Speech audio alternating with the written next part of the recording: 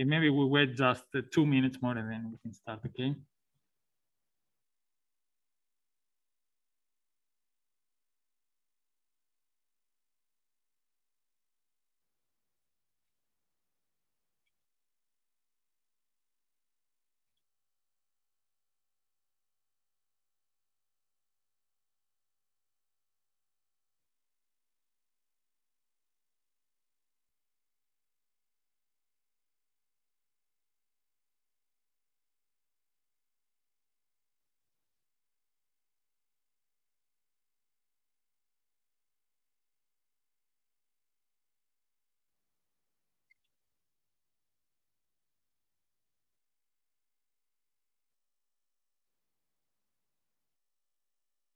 So can you guys see my share screen? Okay, great. Yeah.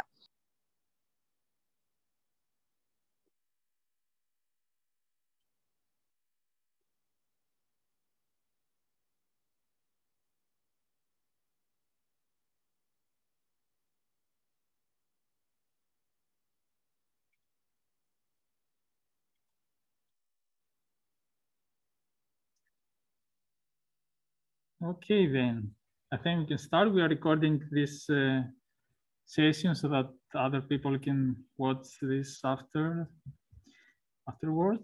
Okay, so let's start officially. Hello, everyone.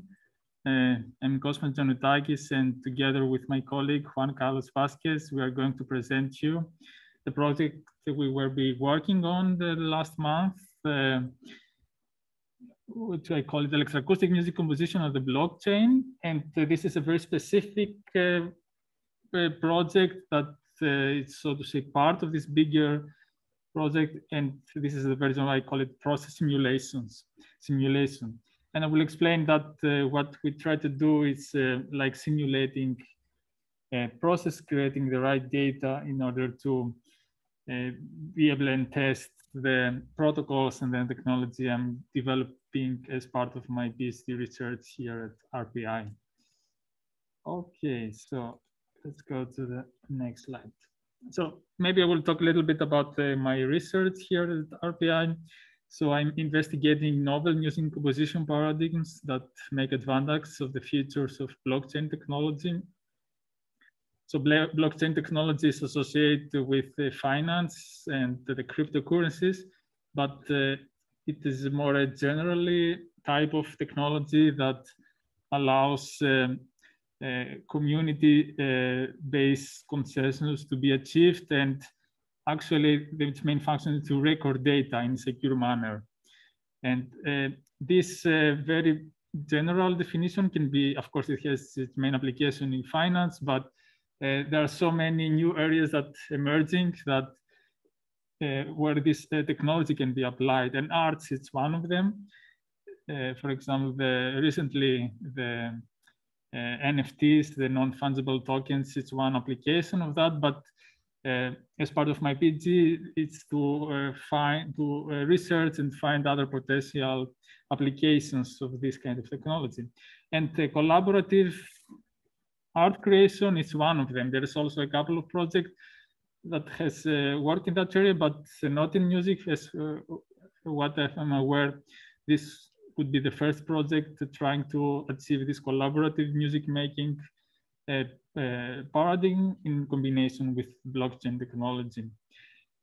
So more specifically, my aim is to develop an open peer-to-peer multi-participant collaboration model for the creation of new electroacoustic music.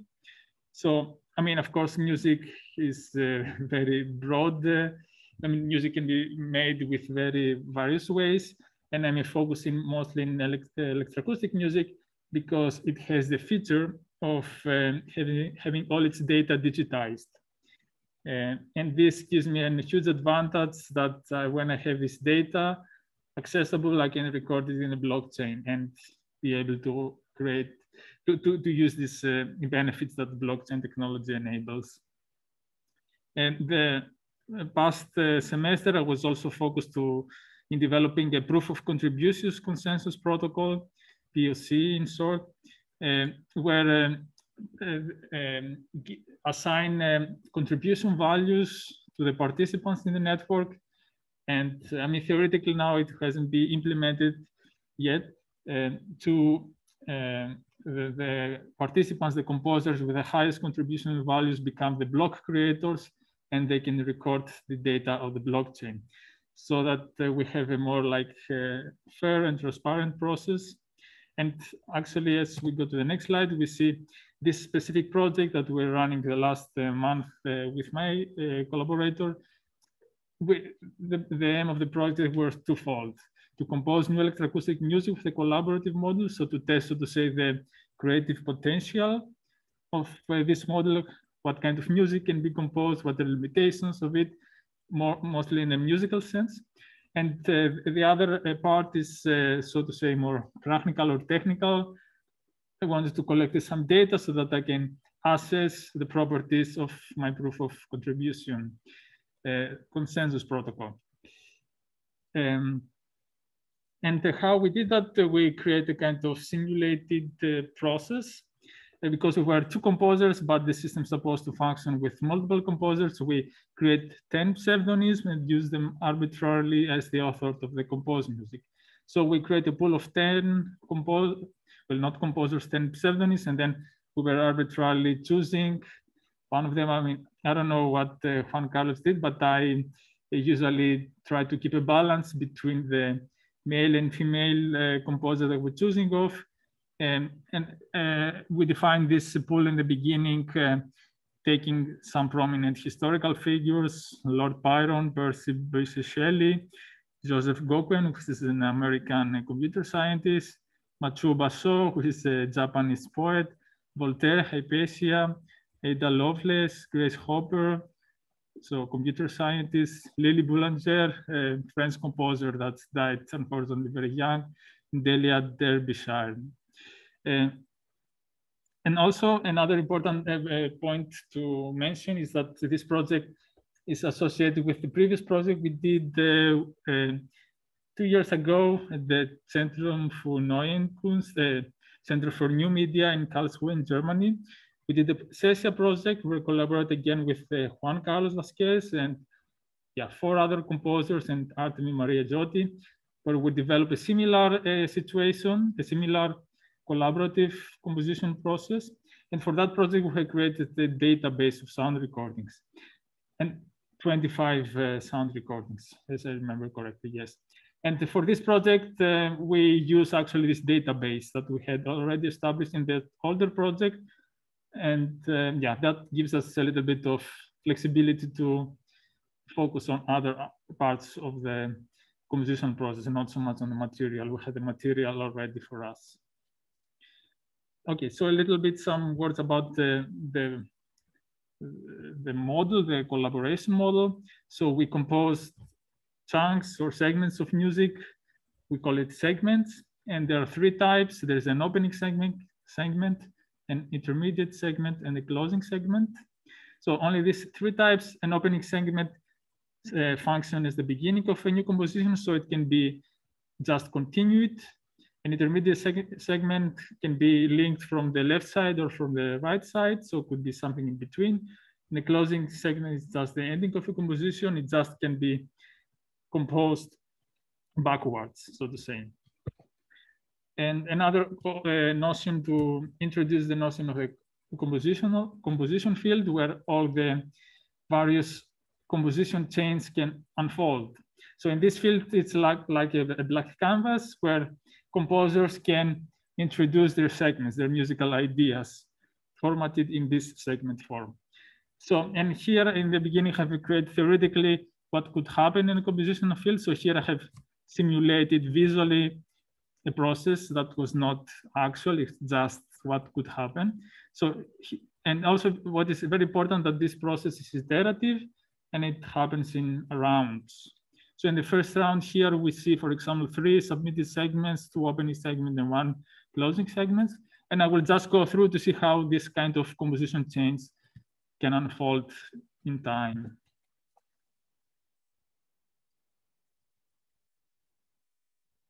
So, and this is the final state. So to say, we have a closure of this composition chains where we have a continuous path from an opening segment to a closing segment. And as we can see, there are different chains can unfold, which can include different bifurcation, different branchings. And as we see, some of them, all of them, they have a unique path of evolution. Some of them, they start from the beginning and being composed until the end. Some of them, they start at the ending of the composition and then being composed retrospectively until the beginning. Some, they start in the middle and then they branch out in both towards the beginning or towards the end. Okay, and now we go to the real composition field that we compose with Juan Carlos. Yes, here I will just say, okay, the green ones are the opening segments, the blue ones, the intermediate segments, and the red one, the closing segments. So this is the colors designate this functionality of the segments. And yeah, of course, in the beginnings, there is no links, there are just root segments, as we like to call them. That means that between one of them, a new composition can unfold. But it's up to the composers to decide to which chain they want to put their effort, to their creativity. So it's like a really open situation where everyone can focus on areas that, musical areas that interest him here or them. Okay, so I will just go through it to see how this real change developed. And then in the end of this presentation, we will hear some complete composition and some incomplete, but not all of them because there are so many different paths that and small miniature compositions that emerge from this. So we'll just go through to see in each round what happened and how slowly the field is populated by these compositions. So I think, yeah, until around 8 we achieved. And yeah, we can see interesting change. So each of them is unique and each of them creates various, so to say, possible compositions that can be final, so to say, that that means that they can start from an opening segment up to a closing segment. For example, in this chain here, this can have 4 possible compositions. That one starts from here and here, starts here and here, starts here and here, and from here up to here. But then as I figure out afterwards, this is not necessarily the case because when someone was composing, for example, this beginning has in mind a specific path. And that means that it doesn't necessarily fit with all the possible paths that this diagrams allows.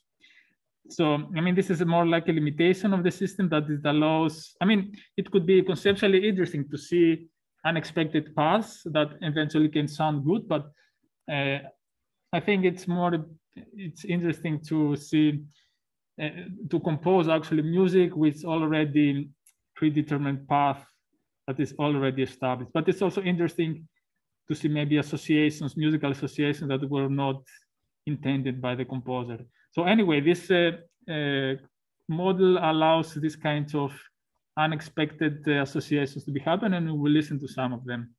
And yeah, for example, another example is here. This is the simplest example from an opening segment to a closing segment. This is the simplest chain that can be evolved. And yeah, we have also unfinished chains like this one. They just continued linearly. Or this one, it just had the closing segment and we didn't compose the beginning yet. Maybe we'll do that in the future. Okay, and this is the most important diagram. It's the proof of contribution algorithm that I have developed and actually calculates the contribution value for each composer and for each round. And what is important to see is that we have this diversification property. But in each round, we have a different composer that has the highest value. That means that this composer will be the block creator. And as it is a different composer, then they will be more secure, the whole process. Small things to note is that, okay, especially in the beginning, there will be a lot of ties because of the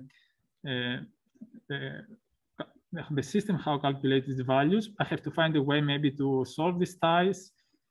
Maybe it could be a random thing, one of those where the highest value gets selected as a block creator. We will figure that out later. But for the third hour, we see that always one composer has the highest value. And also maybe just to mention how this value is calculated, it just measures, for example, if a new segment is introduced, then the previous one, what is linked, will get a high contribution value because this somehow inspired the next composer to compose. So that means that this segment here has a high contribution value. That means that other composers built upon that. And actually this follows the whole chain. So after that, this composer will receive also some amount of contribution value. So this chain will follow and will give different contribution values for the whole chain. So for each new contribution on the field, various values will be generated according to the chain. How much? Also, it depends also the length depth. For example, this one will have the highest value, then this a little bit lower, this a little bit lower, etc. Okay, so that is from my part. Then I will pass the presentation to Juan Carlos Vasquez, where he will describe his experience as a composer, also working to the previous project, the SESE project, and how things went for him. So Juan Carlos. Thank you, Cosmas. So I'm going to go ahead and share this one. Yes. So very glad you can all see this one, right? The PowerPoint slides. Can you see them? Yeah. Yes. Okay. So yeah, as Cosmas mentioned, so my name is Juan Carlos Vasquez. I'm a doctoral fellow from the University of Virginia. And I'm collaborating with Cosmas in this project that I'm very glad to. It's the second project we collaborated together in this sort of collaborative way with the previous one that Cosmas was mentioning, was the SESIA project. There is like some fundamental differences in between both of them. I'm going to explore that a little bit in my sort of like takeaways of this project. But first, I'd like to speak a little bit about like systems for composition. It's something that interests me quite a bit. So you know that they've been present in all periods of creation, right? Like in the 18th century, there was the sonata form or the symphony as a form in which there was like a series of rules that you had to follow and a series of aesthetic premises that they had to be complied with, and even social rituals, right? Like the symphony, a symphony orchestra, when you go to a concert, it requires like to follow certain etiquette and to behave in a certain way to comply with the entire system. So the system is comprehensive. It doesn't only involve the music itself, but also like everything in the periphery of that. And since the 20th century, so the systems have become part of the art of composing new music, right? They are deeply linked with the composer styles and the identity of themselves. So this is one of the examples that I brought from Yanis Nakis. It's called Metastasis. He was, he wasn't trained as a composer. He was trained as an architect. He worked many years like as an architect and actually composed in this drawing table. And for him, like composing music wasn't different to like make a building. And he created his systems based on that background and that experience that he had. Some composers even develop new systems every time they compose a new work. So it's like a very important part of contemporary music. And like the system that it was developed for this specific project, blockchain-based collaborative music creation. So of course, like response, as Cosmas said, to current explorations of blockchain paradigms in our distribution. So we'll know, we all of us have read about like how they are selling these art pieces for crazy prices using NFTs, and but for creation is something that hasn't been really explored that deeply, right? So there are like a number of takeaways that I had as a composer. First of all, the blockchain-based collaborative composition doesn't allow you to pre-plan the piece. You cannot really like foresee what's going to be the final result. And that is something that is very different from how music is composed usually, right? Usually you have a form, you decide like the sections, and then the musical material accommodates your pre-planned structure. In this case, it cannot happen like that. It's not possible. So you assume a reactive position, what I call sort of a reactive attitude towards composition. You're basically just listening to what you have there and then trying to do something on top of that. Non-linearity is also a factor. So as Cosmos said, we had these three different segments, so opening, intermediate segment, and closing segment. But they weren't composed in that specific order necessarily. Actually, they were never composed in that order. So some of the like micro pieces, they don't even have opening segments, as Cosmos said. So the composition can span in multiple ways, and again, little chance of anticipating the result. So this resembles a little bit to me to the exquisite corpse, this practicing the surrealism in the 20th century of making a poem based only in the previous phrase that was written by somebody else. You had only access to that one phrase. You will write another phrase. The next person will have access to your phrase only, and they will create this poem that didn't have cohesiveness as a whole, but it was sort of interrelated in some way. In that sense, so for me, this is a moment form. So if I want to analyze this from the musical theory perspective, I would say it's moment form, so self-contained, quasi-independent sections set off from other sections by discontinuities. So in terms of the sound production, there was also like particularities of this specific project. So every composer, every composer that works in digital media has this set of tools that they know very well, and they can anticipate like perfectly what kind of results they're going to get with those. They could be like plugins that they bought, or they can be plugins that they designed themselves. But we cannot use those here because how the algorithm works. So of course, we had to just limit ourselves to a very specific set of pre-made tools that were available in Reaper, which is the software that we use to compose. However, like I believe that this sort of a very limited set of tools really pushes creativity forward and helps with cohesiveness. This is another aspect. As we didn't have cohesiveness in terms of form, we could have it in other ways, such as limiting the kind of techniques that we could use.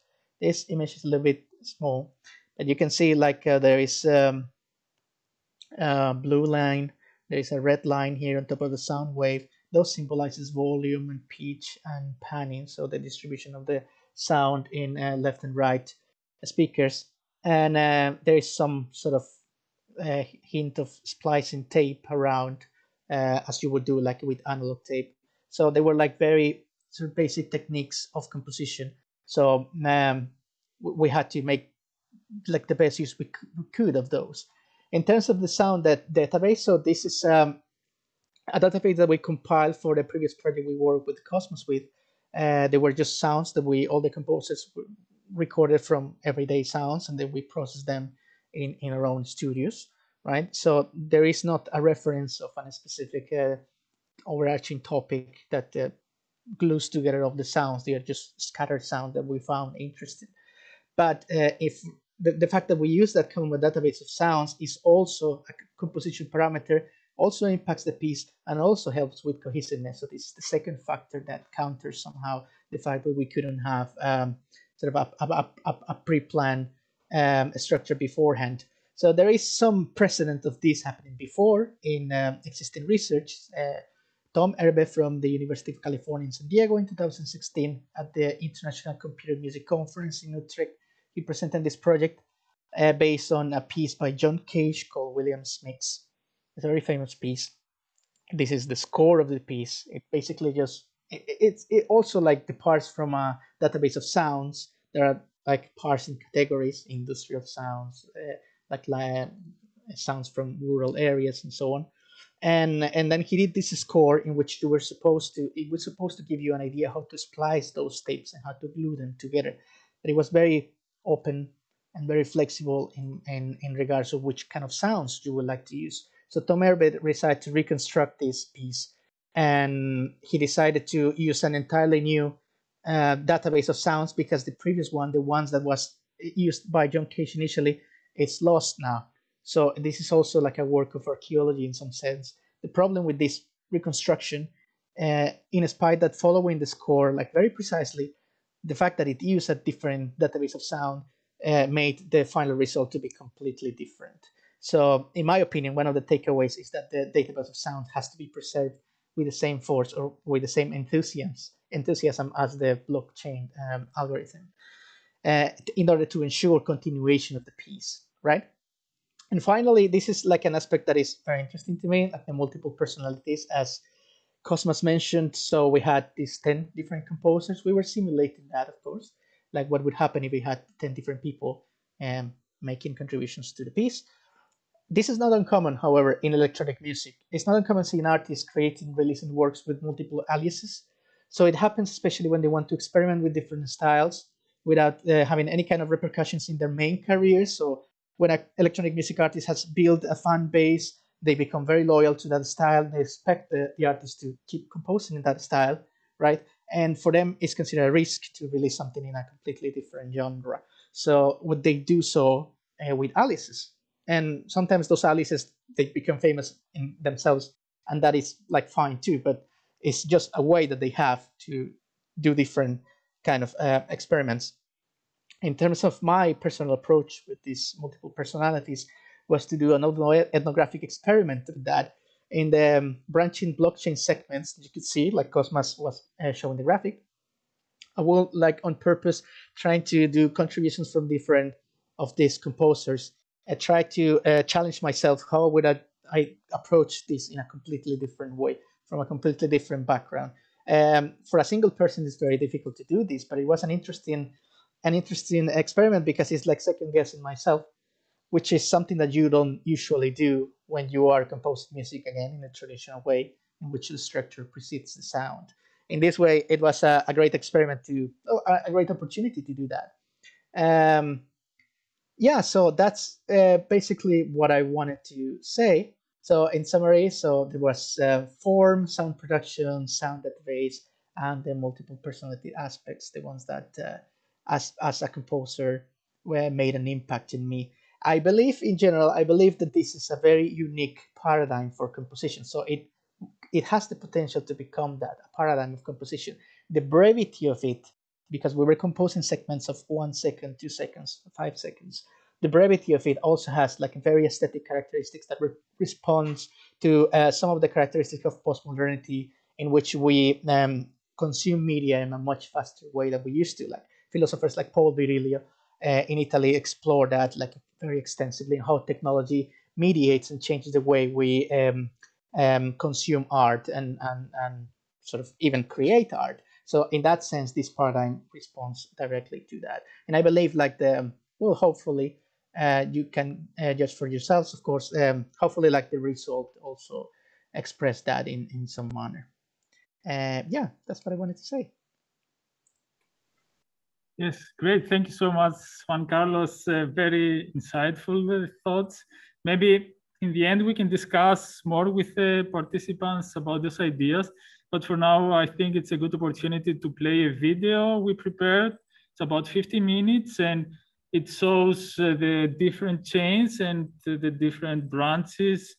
It highlights visually, and also we can listen to them. And what it's important to pay attention is that some the same chains that share the same parts.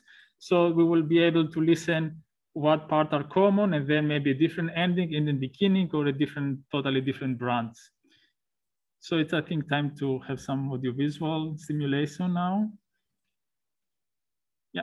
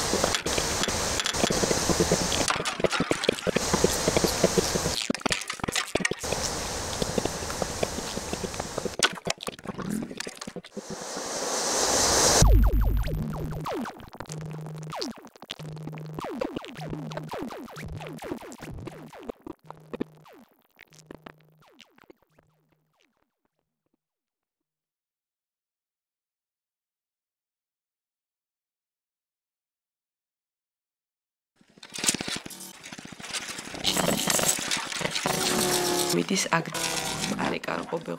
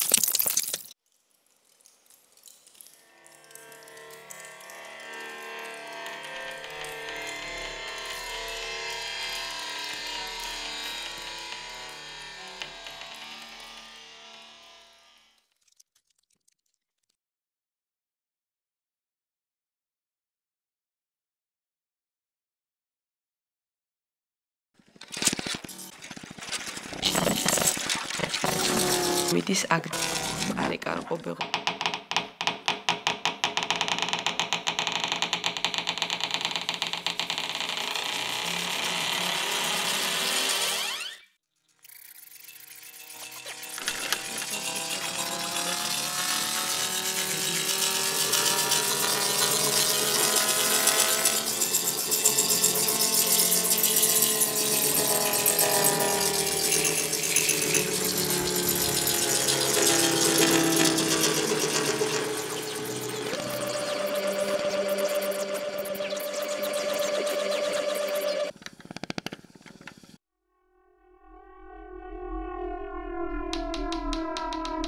ფერმებს ტყეები ისევ ჭერმეტყველებით, ისე ფერმეტყველებით, რომ სარკმელში მოზრდის და მიწის მოსწრება.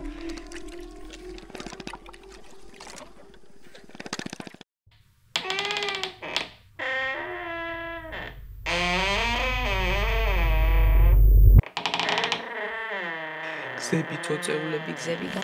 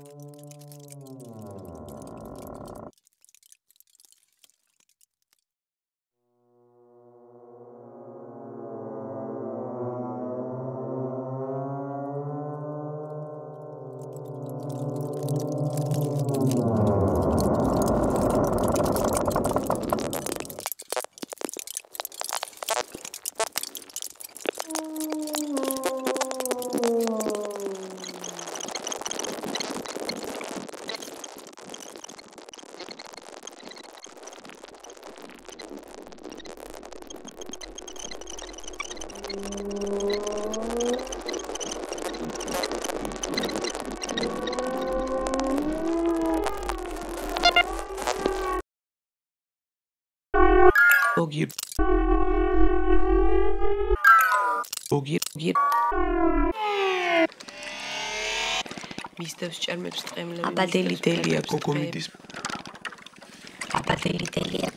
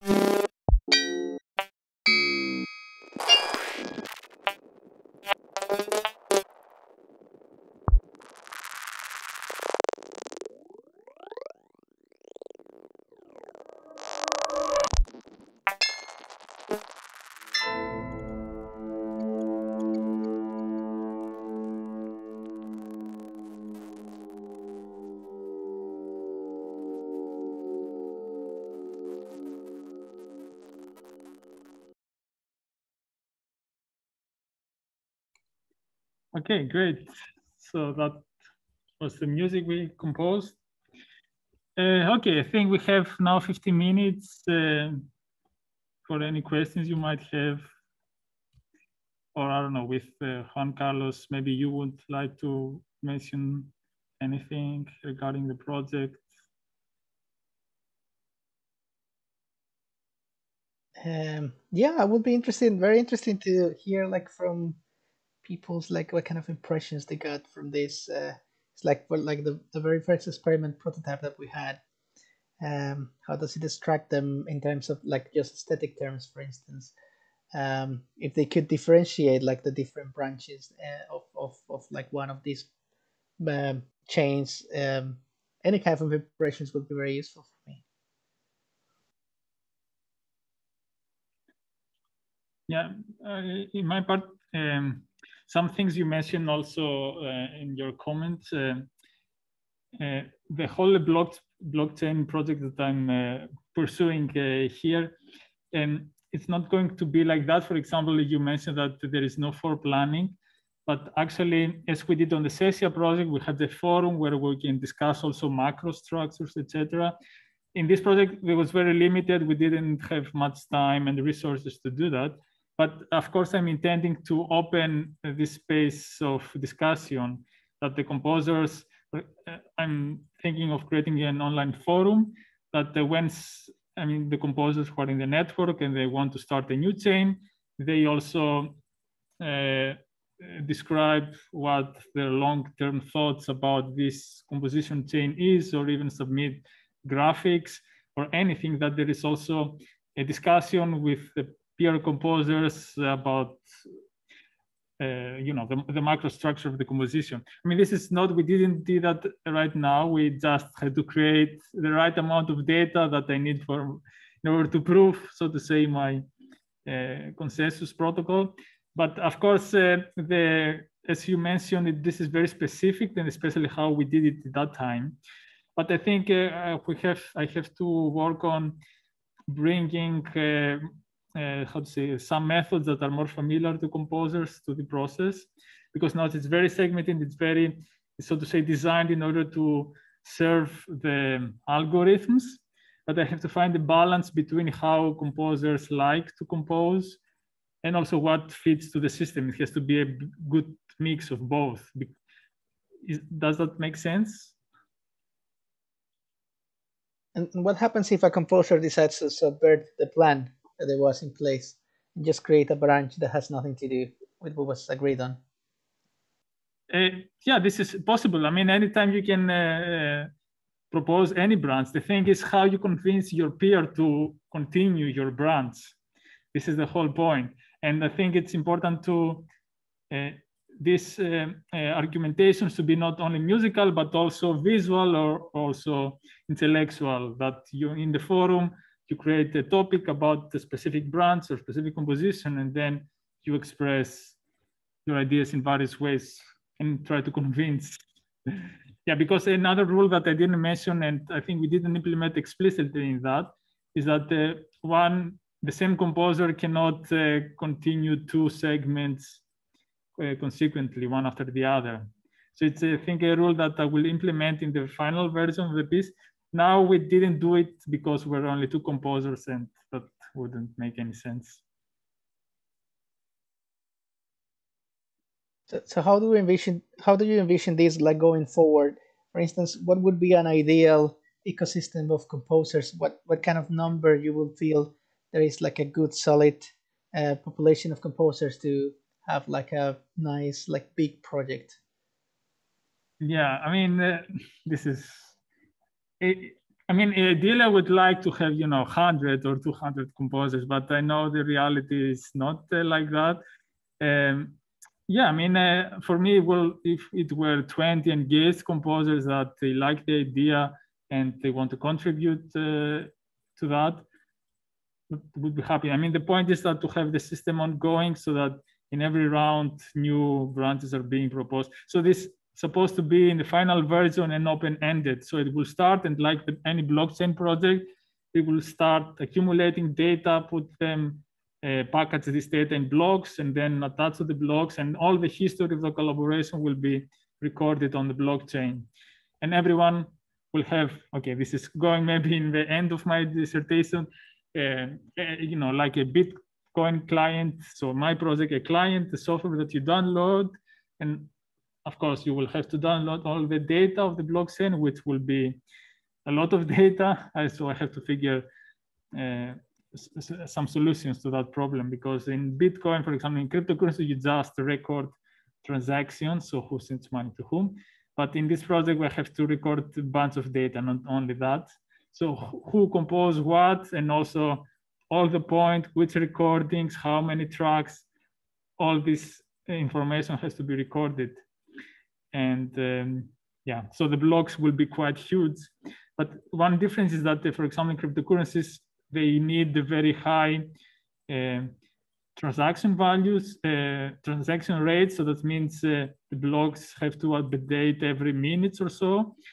In our project, it's not the case. I think the process is very slow, and I think like a weekly update of the block will be something like that, 1 week or 2 weeks, until you have, for example, 10 submissions, and then some of this, then one composer becomes a block creator and then takes all the data, recordings to the blockchain, publish on the network, and then everyone can see what is being contributed and then decide what wants to compose further. So this is what we did. It's more like a very preliminary version of the system. It doesn't contain all the complexities that I want to develop. It's just a very simple mechanism that, yeah, it's like building step by step the project. Sure. Yeah, that's one of the things that we discussed, that this project is enormous. I mean, the complexity of it, like to realize in the original form, it requires like an amount of work that is very substantial. So of course there has to be like a beginning to it. So that's why the prototype in itself. But we did discover that to implement like a blockchain paradigm like properly, it will take like an enormous amount of effort and time and people to be able to do it, to do proper justice to what it's supposed to be. Yes, and also the development process is also open to collaboration. I mean, that's why I opened this event to everyone, and I really love to collaborate with you and have your feedback. And we can discuss any moment what kind of mechanisms make sense in order to find this right balance between how composers feel comfortable with and be able to be creative, and also what the system requires technically to function. So it's a hard balance I have to find, but I think it's possible, and this is the promise, so to say, of my research. So I don't know, maybe someone from the audience have a specific question? Maybe not. We have 5 minutes.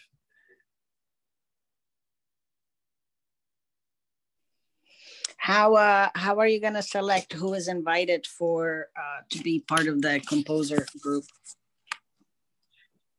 Yes, everyone is open to anyone. So everyone who's willing to download the client when it's ready, and I mean, you have to devote some kind of computational resource. I mean, not in terms of what Bitcoin does, for example, but in terms of downloading the blockchain, which will be some gigabytes of data probably.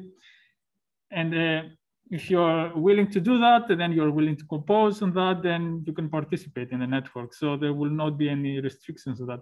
The thing is that as any blockchain project, every project has its own rule set. So everyone who's participating in the network has to accept and respect these rules. Otherwise, it will not work. And I mean, what happens on the blockchain? If someone doesn't agree with the rules, then it goes and creates its own another blockchain project. I mean, everything starting with Bitcoin, and then there were disagreements with that, and then they start doing variations of that. They name it different, like Litecoin or whatever.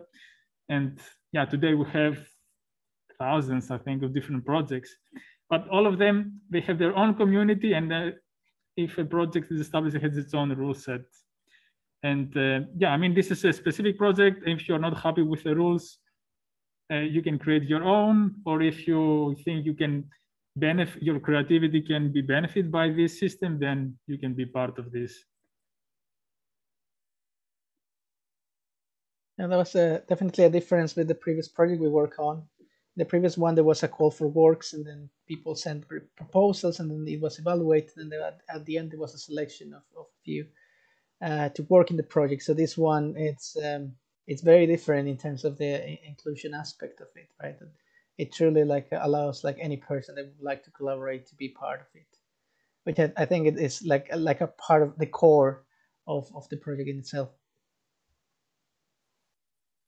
Yes, it's built upon the older projects, and it, so to say, the limitations of the previous project we did together forced me think solutions and how to overcome these limitations. That, for example, what we did in CESE was a closed project, where we were only 5 composers, and it has to be like that for various reasons.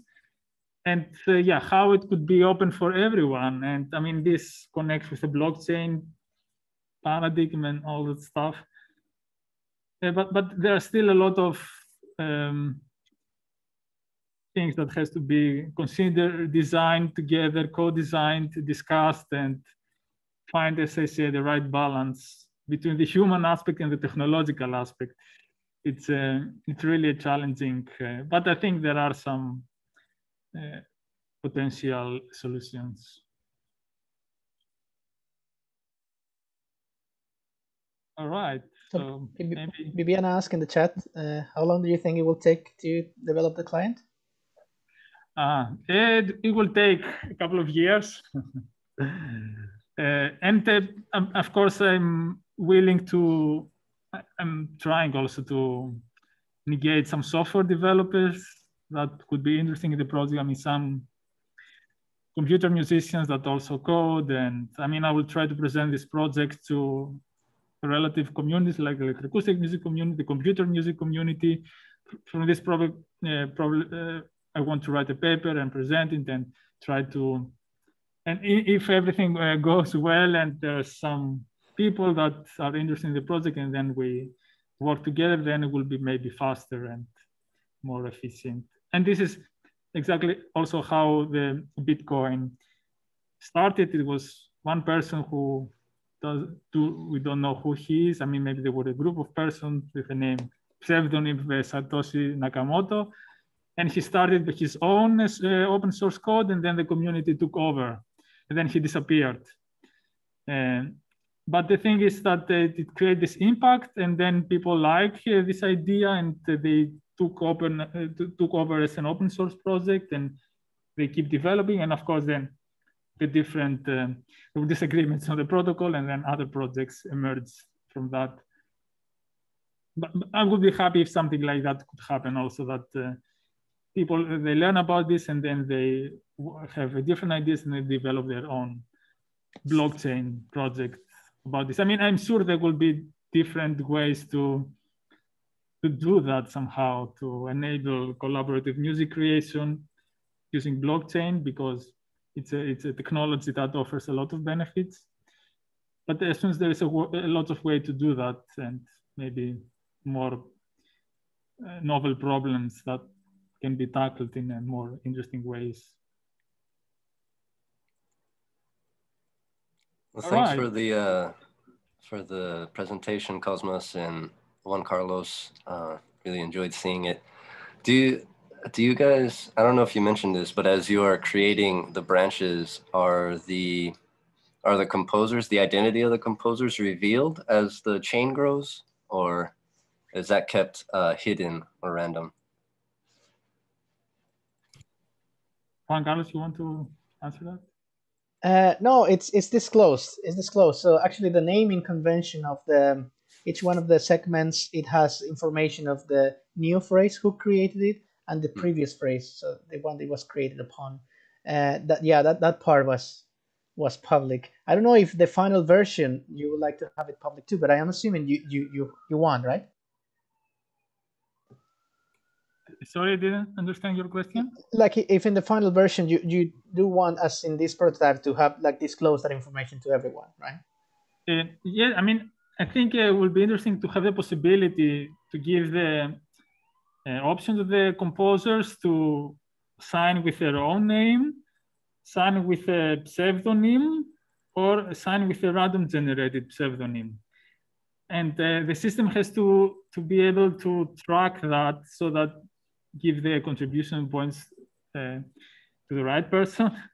So you don't have to create a different account, so to say, if you want to have different pseudonyms, but with the same pseudonym, you can have this option, and then you can sign the segments as you wish. So with some change, you can participate with a pseudonym, with some with your real name, but you create all your contribution values as one account. So that requires some cryptography, which I think is possible. I have to research that in the next steps. Very good. Yeah, I think that kind of flexibility would be very interesting, especially when you were showing the proof of contribution at the end, especially if, like, I don't know, some people become very popular, then that could kind of skew the way that